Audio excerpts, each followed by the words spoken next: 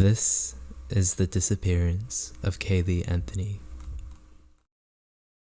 Caylee Marie Anthony was born on August 9, 2005 in Orlando, Florida. Her mother, Casey, who was 19 at the time, reportedly denied her pregnancy for several months, and the identity of the girl's father remains uncertain. Still, Caylee appeared to have a relatively pleasant start to life. She resided with her mother and her grandparents, Cindy and George, in a nice house. But then, on June 16, 2008, Casey reportedly drove off with Caylee from the Anthony home after some kind of family argument, according to biography.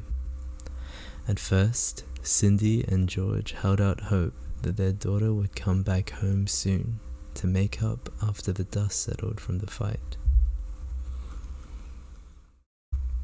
Worryingly, weeks began to pass with no sign of Casey or Caylee. By July 15th, Cindy and George found out that the car Casey was driving had been impounded. When they picked the vehicle up, they were horrified by the terrible smell inside.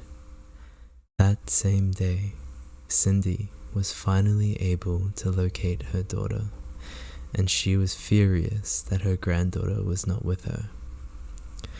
Cindy then placed multiple 911 calls, reporting the disappearance of Caylee and also claiming that Casey needed to be arrested for stealing an auto and stealing money. Cindy's calls became increasingly desperate as she spoke with Casey, who revealed that Caylee had been missing for 31 days. According to 10 News, during one of these frantic calls, Cindy told the 911 operator, "There's something wrong. I found my daughter's car today, and it smells like there's been a dead body in the damn car." Just one day later, Casey Anthony would be arrested. As it turned out, the Anthony's car wasn't the only thing that smelled. Authorities were suspicious of Casey Anthony from the start. Not only did she fail to report Caylee missing for a month, but she also told an eyebrow-raising story about her nanny, Zenaida Zanny Fernandez Gonzalez. According to Casey, Fernandez Gonzalez was the last person with Caylee, so she must have taken her. But according to the Palm Beach Post, the apartment where the nanny allegedly lived had been vacant for months, and Casey was not recognized as someone who'd visited that apartment. It was later learned that Fernandez Gonzalez was a real person, but she denied ever babysitting Caylee or meeting anyone in the Anthony family. And yet, Casey had led the cops on a goose chase to that apartment and other places in the supposed hopes of finding clues about Caylee's whereabouts. In addition to Casey's lies about the nanny, police found out that she had also been lying about holding a job at Universal Studios. On July 16, 2008, she was arrested for lying to police, interfering with an investigation, and child neglect. And a few days later, Casey was deemed a person of interest in Caylee Anthony's vanishing, according to ABC News.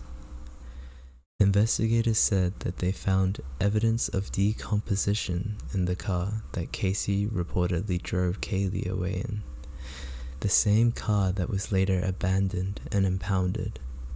By this point, the case had started to spread in the news media, and many were quick to point out how Casey seemingly appeared unconcerned about the investigation and her missing daughter. According to CNN, Casey Anthony was charged with murder on October 14, 2008. She was also charged with manslaughter, child abuse, and lying to the police. However, Caylee Anthony's body hadn't been found yet. The tragic discovery of Caylee's remains happened on December 11, 2008. That day, a utility worker came across her bones in the woods near the Anthony family home. A little over a week later, the remains were confirmed to be the missing 2-year-olds. The cause of death was soon declared a homicide by a medical examiner, but by undetermined means. As prosecutors and ordinary citizens alike continued to point the finger at Casey Anthony, many seemed confident that the young mother would be found guilty of killing Caylee Anthony, but that's not what happened. Casey Anthony's murder trial began on May 24, 2011. It seemed like the whole nation was following the case, as numerous bombshells were dropped. The prosecution quickly painted Casey as a party girl who had no interest in being a mother, saying that she had spent the month that Caylee was supposedly missing out on the town, drinking and living it up. As reported by the Daily Mail, she partied at nightclubs, bar hopped, and even participated in a hot body contest at one point. She also got a new tattoo that said Bella Vita, which is Italian for beautiful life. As for the defense, they made a truly shocking claim. Caylee had tragically drowned in the Anthony family swimming pool, and Casey's father, George, had tried to cover it up.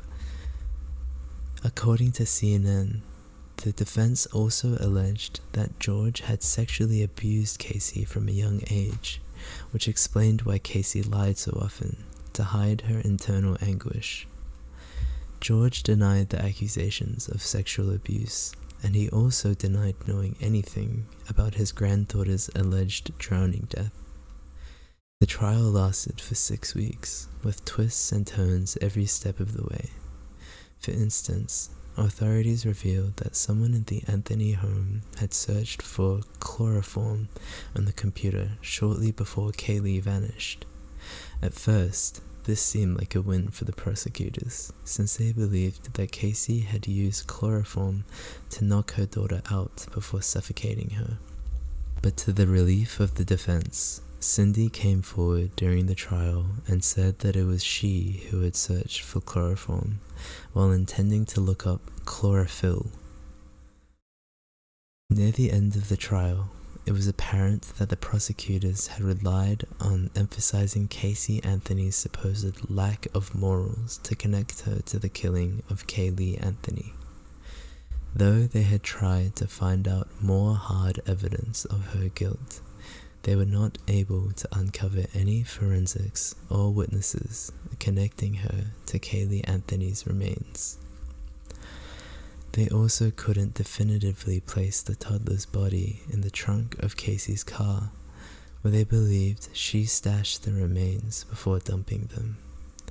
And perhaps most crucially, it was still unclear exactly how Caylee Anthony died.